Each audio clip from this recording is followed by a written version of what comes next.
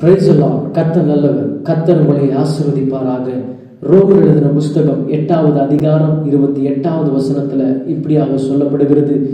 அன்றியும் அவருடைய தீர்மானத்தின்படி அழைக்கப்பட்டவர்களாகிய தேவனிடத்தில் அன்பு கூறுகிறவர்களுக்கு சகலமும் நன்மைக்கு ஏதுவாக நடக்கிறது என்று அறிந்திருக்கிறோம். ஆம் பிரியமானவர்களே, நம்முடைய வாழ்க்கையிலும் சில நேரங்களில் சில தவறான முடிவுகளை நாமவே எடுப்பது உண்டு. சில தவறான மனிதர்களை நம்புவது உண்டு. சில தவறான வழிகளை நாமவே தெரிந்து கொள்வது உண்டு.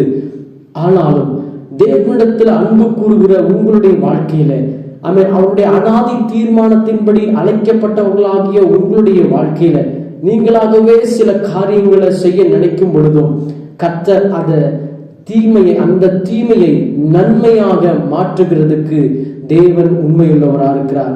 ஏனென்று சொன்னால், நீங்கள் அவரிடத்தில் அன்பு கூறுகிறவர்களாக இருக்கிறபடினாலே, அவராலே அழைக்கப்பட்டவர்களாக இருக்கிறபடினாலே கர்த்தர் உங்களுக்கு வர இருக்கிற அந்த தீமையை நன்மையாக மாற்ற போதுமானவராக இருக்கிறார். ஏனென்று சொன்னால், பொல்லாதவர்களாகிய நாம் நம்முடைய பிள்ளைகளுக்கு நல்ல ஈவுகளை கொடுக்க நினைக்கிறோம். நமக்காக ஜீவனை கொடுத்து, நமக்காக ரத்தம் சிந்தி, நமக்காக எல்லாவற்றையும் செய்த ஒரு நல்ல தகப்பன் நமக்கு இருக்கிறார்.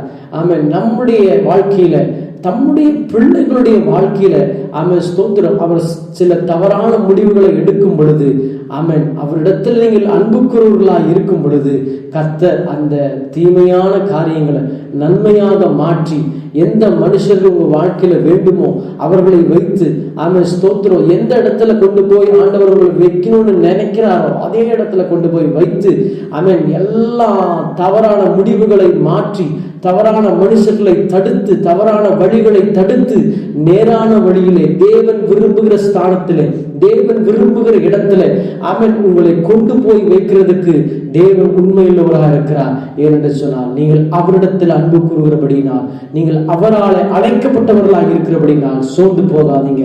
கர்த்தர் உங்கள் வாழ்க்கையில இருக்கிற எல்லா தீமையும் நன்மையாக மாற்றி கொடுக்க போதுமானவராக இருக்கிறார்.